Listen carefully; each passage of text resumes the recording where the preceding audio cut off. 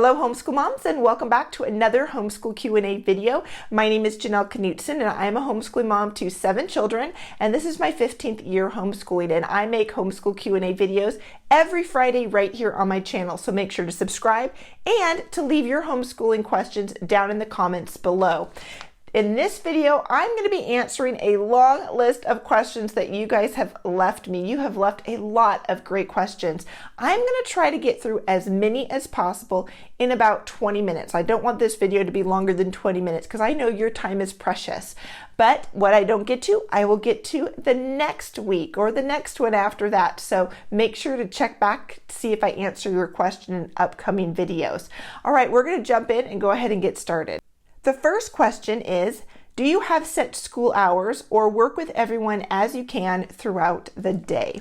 Well, this really varies between year to year. There have been some years where we have had a very strict homeschool schedule. I mean, we start at a certain time and I have basically blocked off different chunks of time, and each kid is doing something different in that chunk of time. So maybe between 9 and 9:15, I am working with one child on something and the other children are working independently on something else. And then at 9:15 to maybe 10, I am doing a group lesson with all of them. 10 to 10:20 or something, I'm working with another child one-on-one, and other kids are doing things on their own.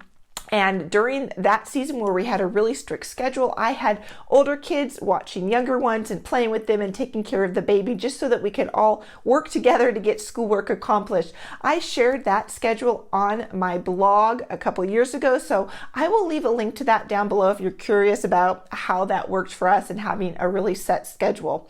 Usually we follow more of a routine. We try to start school about the same time every day, and we just kind of follow a little routine of we do get up in the morning and do chores and start school and get, a couple subjects in, and then take a break for snack and do a couple more subjects and break for lunch and that kind of thing. And I shared more about that in a video, I believe, that I did here on YouTube. So I will leave that link down below as well. That was just kind of our simple homeschool routine. Right now, because we have recently moved, we are kind of in crazy mode. We're just trying to figure out what routine is going to work best for us. And so I'm just helping kids throughout the day as best I can and trying to juggle the little ones. And hopefully we'll get into more of a routine. But right now it is just kind of, we do school when we can and I help people when I can, and a little bit crazy, but I'd like to get into more of a routine. All right, question number 2. Do your kiddos all do their schoolwork in your schoolroom or spread out in the house? Well, again, this has really varied in different seasons. This is our third house that we have been in when we have been homeschooling. And so it's varied. Sometimes, in our previous house, there were some years where we had a dedicated schoolroom. Other times that dedicated schoolroom had to be a bedroom. We did school in the kitchen. We did school in the dining room, kind of where we had it set up. And it really just differed. There were some years where we did do all of our school in the classroom. Nobody left. We got it done in there. Or if we were homeschooling in our dining room, we did all the schoolwork in our dining room, and people didn't really go off and work on things in other areas of the house. Then there have been seasons where people have gone off, where we have our schoolwork kind of in a central location, whether that's the kitchen, the dining room, the living room, a dedicated schoolroom. But some kids just need more quiet, more calm, and so they might go to their room. They might go to, sit on the couch to be more comfortable and do their schoolwork. Usually I try to have just kind of a general area where I say, hey kids, if you have questions, you come here to me and I will answer the questions here. Because I really don't want to be running to a bedroom and to the kitchen and to the dining room and to the schoolroom every time somebody calls me. So I kind of say, you can go off and do your schoolwork wherever you want to. But if you have a question, you come here. This is where mom is. I'm in the kitchen. I'm in, wherever it is that we keep all our school supplies. This is where I'm going to hang out. And if you need me, come here and I will answer your questions and help you. Next question. How relaxed should I let the kids be while I read to them? We do sunlight programs, so there's a lot of reading. They tend to start acting kind of lazy if I let them lay down while I read. Should they be at a table while I read? I want my kids to be hardworking and well educated, and it's hard because I want it to be fun, but if it's too fun, they fall back into a relaxed mode and are not as respectful. So the first part of that question, how relaxed should I let my kids be when I read to them? Well, my personal opinion, and everybody has a different opinion, but my personal opinion is reading should be just a relaxing, fun way to not only hear stories and be together as a family, but to gain information. Reading using the Sunlight program is a great way. I mean, it's geared towards your child learning through literature. And so I think it's perfectly okay to let them be relaxed, to let them lay on the floor. I've had children who like to hang their head off of the couch, hang backwards off the couch, to play quietly with Legos or color or something while I'm reading. I think the key there is that you ask them that they be quiet and that they are being attentive to what you are reading. Now, one of the things that you said at the end of this question was that sometimes they fall into kind of a relaxed mode where they're not being respectful. And that is where I would kind of draw the line. I would let my kids be relaxed, but if they're being disrespectful, not just when we're reading, but at any time, that's a time when I say, no, I'm drawing the line. You need to be respectful. And if I'm asking you a question, you need to be responding. You need to be not interrupting and goofing off when I'm reading. And so I would let my kids know, hey, I want to read to you, and I think this can be a fun time and an enjoyable time and a relaxing time. But here are some rules. You need to be quiet, you need to be listening, and you need to be respectful. And if you can't do that, then we're going to have to take away some of these privileges of being able to relax and have fun while mom is reading. So that's just kind of my take on it. I hope that answers your question and helps you out a little bit. All right, next question. How do you know if your kid is on the right reading level? How do you build fluency for first graders? Well, how do you know if your kid's on the right reading level? Well, first off, I'd say I don't really think it matters if your child is reading at grade level. Every child learns to read at different times and at their own pace. So I wouldn't be so concerned about whether or not they're reading at a particular grade level. More, I'd be concerned about, are they actually making some progress? Now, just to back up a little bit, if you are wondering, well, are they at grade level or are they not? And that's just something that you're curious about. You're asking, how do I know if they're at the right reading level? Well, first I'd say, that's not really important in terms of, do I have a first grader and they're reading at a first grade level? But if you'd like to know just how is my kid falling compared to other kids, I think it's helpful to just go to some curriculum providers and look at, or curriculum publishers, and look at what books are they suggesting that a child read at a particular grade level. So go to Sunlight, go to BJU Press, go to any of the curriculum that maybe that you're using, and look at what they're having the kids read for literature at that grade level. And then you can kind of get a better idea of if your child's reading at grade level. But again, I don't think that that's really important as long as they're making progress. And not even making progress, they're just moving at the pace that they need to move at. I had one child who, it didn't matter how much we tried, she just could not read. She could not even sound out a 3-letter word. And then we would put it on hold for a couple months, come back, try again. She'd get frustrated and it wasn't clicking. We'd hold off another few months, and finally it clicked. When she was about 7, it clicked and her reading took off. I have another child who reading has just been really slow going. And we've had spots where it didn't seem like we're making any progress at all. And I've kind of had to come back and think through some things. Are they being lazy? And in this case, they weren't. Is it maybe a vision problem? Do they need glasses? Which it might be. And so we're going to get this child's eyes checked out. Also, could they have a learning disability or something that is hindering them from being able to read well? And that's something that you do want to consider and look into, because you don't want to just not just say, well, my child will learn to read when they learn to read, and it be there be an issue like dyslexia or something that maybe you could have addressed earlier on. But again, I wouldn't stress about it, especially in the early grades. Don't worry about it. Some kids really don't start reading until second or third grade, and that is okay.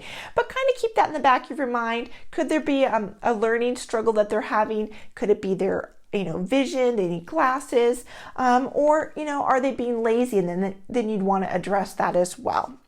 The second part of that question was, how do you build fluency for first graders? First of all, I'd say in first grade, if they're struggling with reading, it's okay. That's the age that they're just learning to read. So just relax, take a deep breath, and enjoy the process with them. But I think a great thing to do in kindergarten, first grade, preschool, second grade is just read to them. Read to them good books. Give them a richness of language that they're getting from the books, and also give them a desire to read. If your child loves reading books, having books read to them, and they love stories, then when you can't always read books to them, they're going to go, wait, I want to learn to read, and they're going to be motivated to tackle this huge task of learning how to read. So read books to them, and also just be consistent with doing a phonics program. Whatever phonics program you pick, be consistent with that. Move at their pace, but be consistent with it. And then if they are in first grade or whatever grade they're in and they are starting to read, then just have them read books at their level on a regular basis, and it will come. It will come. All right, next question. What would you do if one of your kids told you they wanted to go to public school? And there was another question kind of about public school. Let me see if I can find it here on my sheet, because I will answer them at the same time. Where is it? All right. If you didn't homeschool, would you send your kids to private school or public school?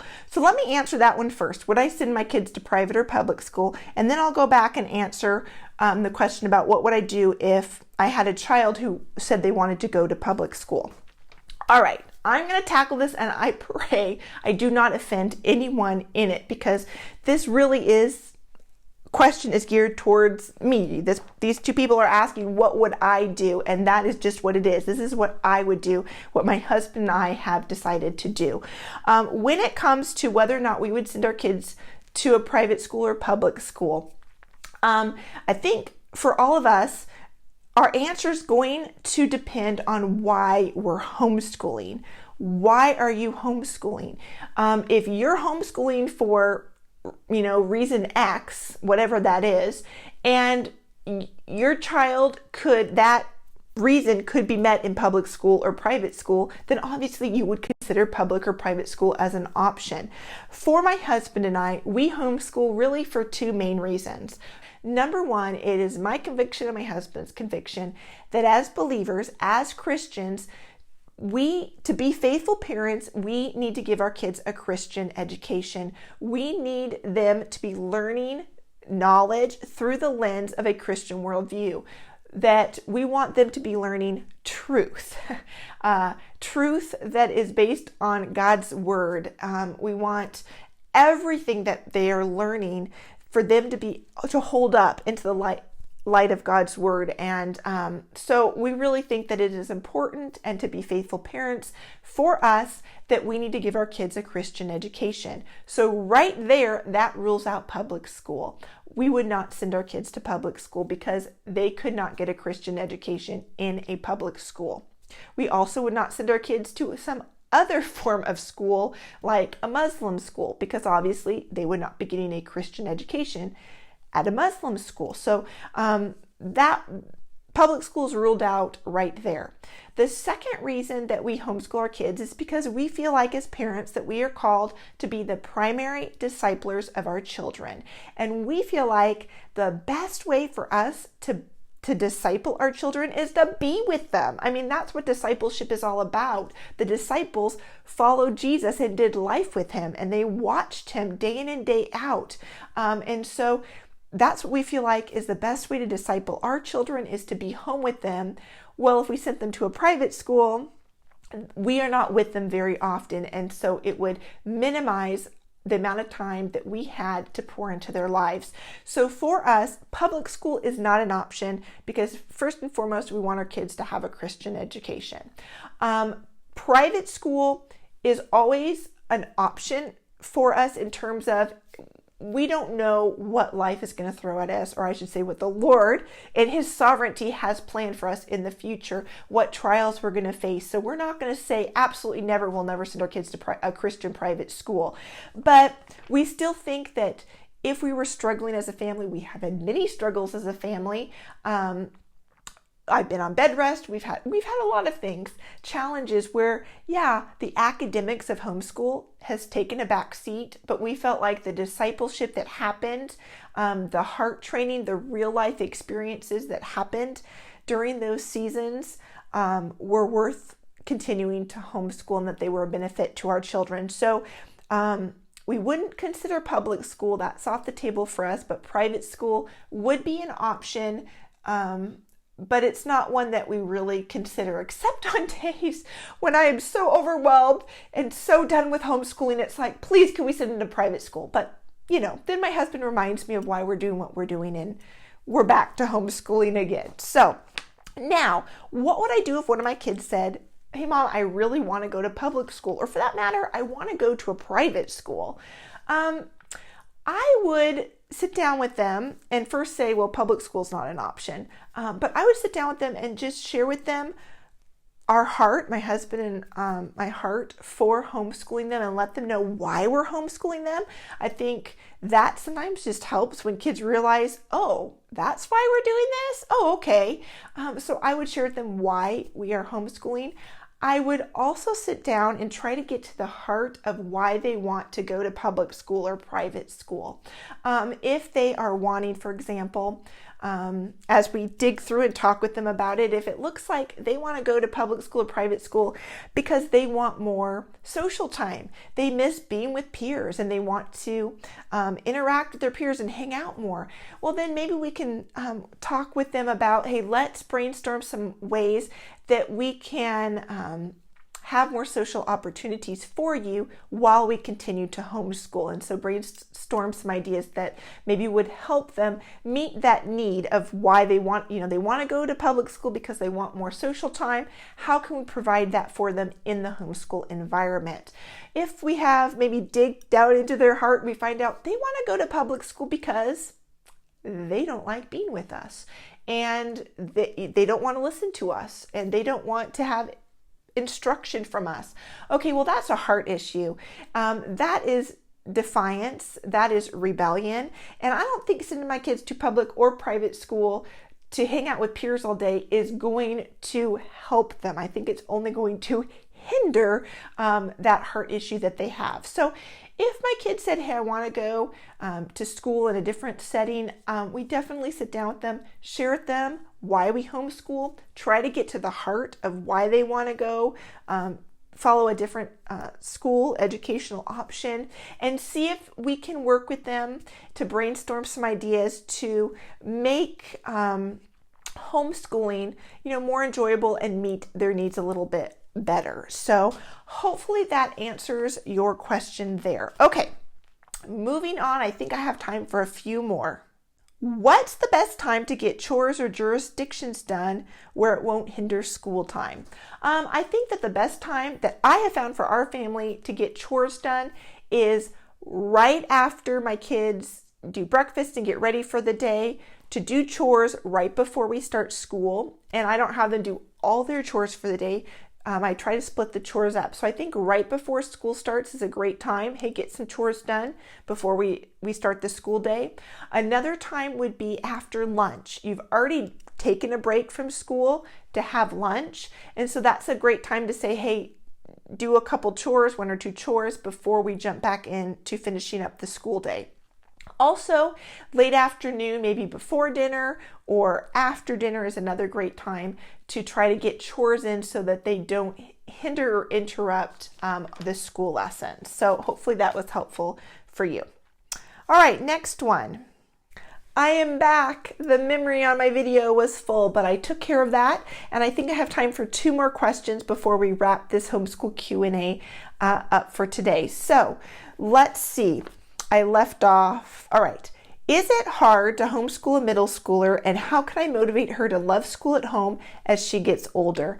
I actually think that it is easier to homeschool middle school and high school and harder to homeschool the younger grades. And part of that is because, one, you have to teach the younger kids how to read. You have to teach them how to learn how to get information from what they're reading and to comprehend it. And they just can't do a lot of stuff independently when they're younger. And so as homeschool moms, we really have to be hands-on right there helping them all the time. By the time they get to middle school and high school, they're able to do a lot of things independently. And so for me, middle school and high school is really the time that I just kind of set the expectation for the coursework and when it's supposed to be done. I grade the tests and quizzes. I grade the writing assignments, although this year we're using Essentials in Writing and we're using the scoring service, so I don't have to grade the writing assignments. Yes. But there are so many resources out there to help you with homeschooling your older children that I actually think it's a lot easier. Now, the second part of that question was, how do I motivate her to love school at home as she gets older? Well, I think 2 things. Maybe I'll think of another thing, but off the top of my head, 2 things. One is to have her or him help you in choosing the curriculum. That doesn't mean that they get to pick everything that they do in school, but to say to them, hey, these are the subjects that you have to do this year, but here are some options of curriculum for each of those subjects. Which one looks more interesting to you to use? This is going to get them much more excited and motivated to do school if they know that they actually had a say in it and they got to choose what they think would be better for them. And then secondly, as our children move into middle school and high school, they are becoming more independent and they are starting to become young adults. And so I think this is a great time to allow them and be intentional on our part as parents to have social interactions, things that they can participate in outside of the home. And maybe it's not outside of the home. Maybe you live remotely or you live somewhere where there isn't any options for your homeschooler to participate in things or social activities. Maybe letting them do an online class where they can interact with other students in the class, but just slowly kind of giving them the opportunity to just transition into adulthood and into independence. I think those really help with giving our kids kind of a continued love for homeschooling and being home for their education. Last question is, for your older students, 7th and up, what subjects would you say you have found to be the most beneficial to do either in a local group or an online discussion group or class? I think for me and just what I've experienced with my children, really one subject is, I think, the most beneficial and really needs a class or some kind of discussion, and that is literature. It is really hard to do literary analysis of a book and to really enjoy literature if you're reading it on your own and there's nobody to discuss it with. So if you as a mom can read the book along with your child and take time to discuss it with them, that works great. But for a lot of us, we just don't have the time to read the books. And I'm going to be honest, for me, for many, many years, I didn't even know how to discuss the book or how to analyze a book with my student. And so it really helped to put my older kids in classes, in co-ops or online, where they could read a book and discuss it and get input from another adult or from their peers. Also this year, my 8th grader is doing Veritas Press Omnibus 1 Secondary. The secondary is like the literature component of it, and that's a self-paced course, so it's video. So she is not interacting in terms of she's sharing what she got out of the book and somebody else is responding. there's not that kind of discussion going on, but she is having somebody else analyze and give her feedback about the book that she just read. And so that has been really helpful as well. So it doesn't necessarily need to be in a group where they're able to discuss back and forth with other people, but something where they're not just reading the literature book and then that's it, and answering some questions and not having any kind of outside input. So that would probably be the one subject for my older kids that I think is really beneficial to do in a co-op class, online type of forum. All right, I think I might have gone over 20 minutes with this one. I don't know. We'll see what it is when I go back and edit it. But I hope these answers to these questions were helpful to you. If you have more homeschool questions, leave them in the comments below, because I will be back next Friday to answer more of your homeschool questions. So I will see you then. Thanks for watching. Bye-bye.